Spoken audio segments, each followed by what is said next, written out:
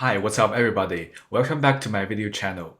In this episode, we're going to take a look at some musical facts about reading through the score effectively during the second phrase of the theme, development part, and the recapitulation of the introduction on Chopin Ballade Opus 52.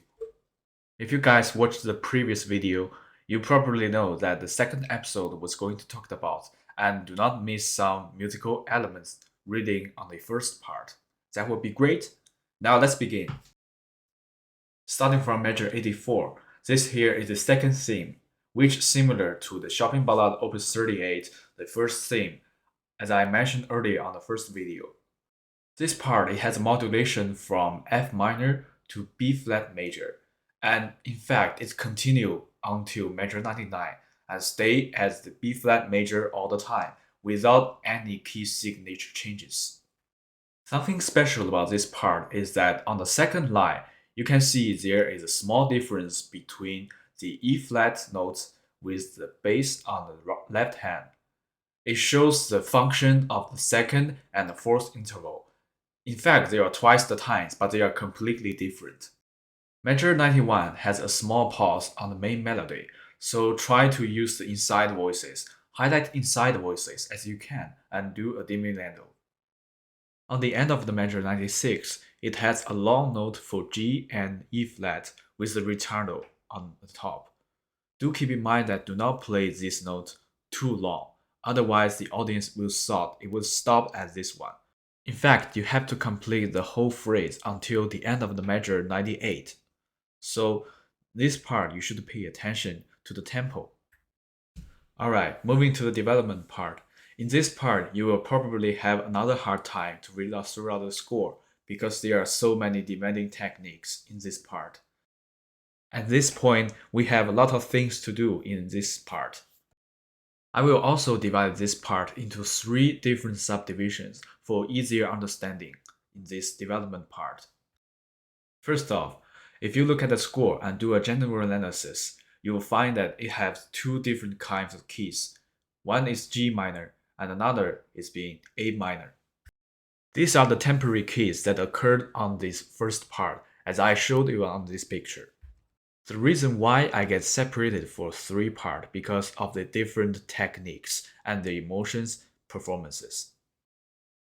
On measure 100, the first beat it has a sustained note with F sharp you should hold for 1 beat.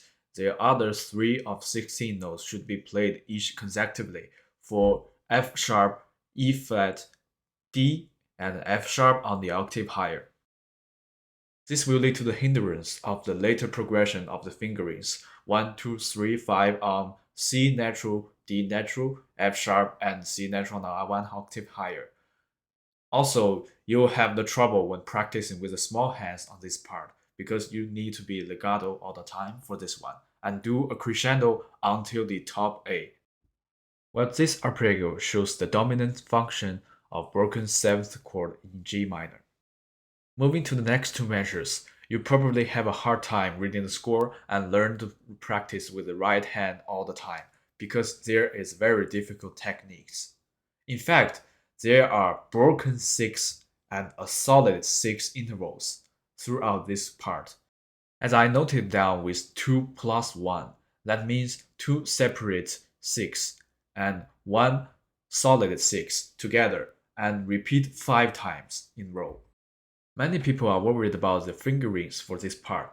Well, this is a good example of practicing. First, you will do 1, 5, 4, 1 on the first 6, and the rest of them will use 2, 5, 1, 4, 2, 5, 1, 4, and so on until the 5th one because it shows going up with 1, 4, 2, 5, and then connect it with 1, 3, 2, 5, and eventually 1, 4, 1, 5 to finish all 6 intervals in G minor.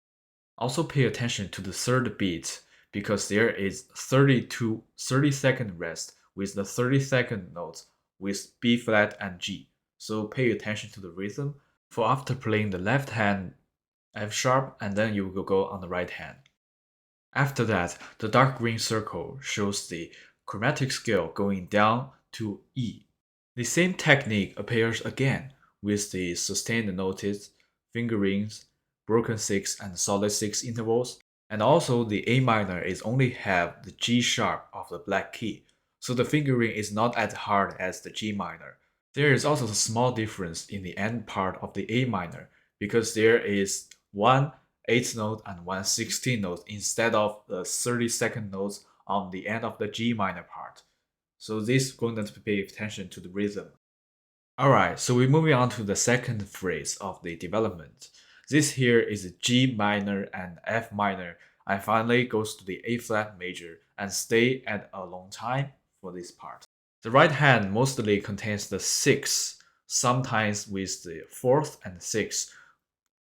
The main task for doing this part is to connect all the notes in the upper line, as I written in the red circle above, which is on the top of the right hand. While the bottom has sometimes contained the problem because you will use 1, 1, 1 most of the time. So sometimes it should be okay to use the pedal support, but at least the right hand top note should be legato and connect all the time. Otherwise, you will have a messy sound. Measure 113 to 114 use the same progression like we seen before, but they change from minor to major mode. The only thing you should take note of is the fingerings on the end of the measure 113 and 114. Because after you play in the G flat, F, C, D flat, and F on the top line with the legato support, this will become a difficult task, as you will play F and D flat using 1-3, and then A flat and F using 2-5, and then 1-4, 2-5, 1-4, and 5, just because the first three is 6, but the fourth one is leave the F single note alone. So you should pay attention reading the score. From measures 115 to 117, both right hand and left hand moves one octave higher and play all the notes like we've seen before. Measure 118 uses the forte dynamic and supports the dominant 7 of the A flat major. In this point, I suggest you to practice the dynamic into two different positions. The right hand is going down, so you probably follow the rules with diminuendo as we see in the score, while the left hand should be highlighted with the bottom E and then go with the chords and all the way to the thumb at G, very top. That will become a great way to learn this part and try to play. Finally, it followed by 3 more bars until the end of the measure 121 to end the second part in A flat major. There's even a chromatic scale on the left hand, showing as E flat, E natural, F, F sharp, G, and E flat, making the function as a suspension on the left hand, as we can see on both hand harmony. Alright, we're moving to the measure 121.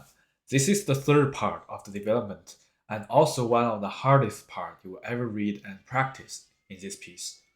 This part in general uses the A flat major with modal mixtures in flat 4 scale, which is the D flat minor.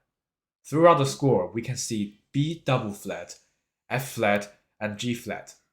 On the fifth beat of the measure 121, the right hand shows the part of the theme 1 with 4 16 notes.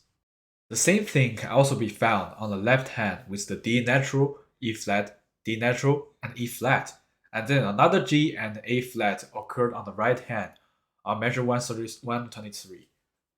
There is also the small difference for the right hand upper notes. As we can see on measure 122, the right hand has B double flat, A flat, and G flat, which is expanded into 6 notes for the purpose of the passing tones. The left hand expands accompaniment in single notes to octave style on the later two measures. This supports the dynamic growth all the way to 40 on measure 125. After that, it shows the function of A flat major, but shortly with further development into E flat minor and the dominant 7 of D flat major. The right hand has 2 phrases for chromatic sequence that perfectly transpose in major second interval. An interesting thing is that on measure 127, it has the A flat octave but shortly turned into G sharp octave on the right at the left hand, which is identical notes. These note changes also indicates the resolution from G sharp as we can see on the left hand with G sharp octave and the notes above. The right hand has the passing tones in inner voices, showing from E natural, D sharp, D natural to C sharp. This resolves the harmony into A major. Now moving to the measure 129. As I mentioned earlier, it is kind of sonata style in this piece.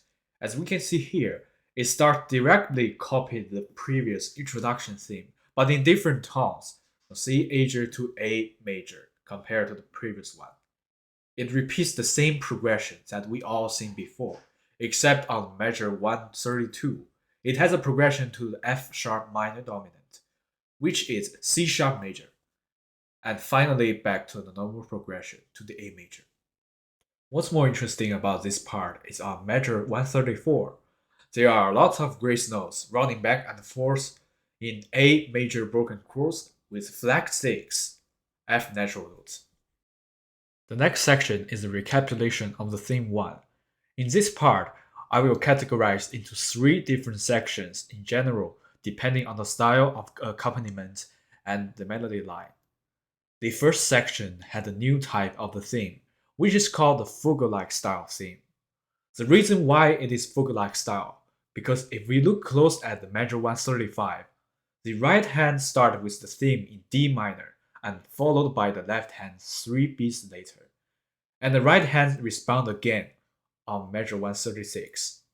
All the evidence has also been found on the second line and the third line, which has more complex structure.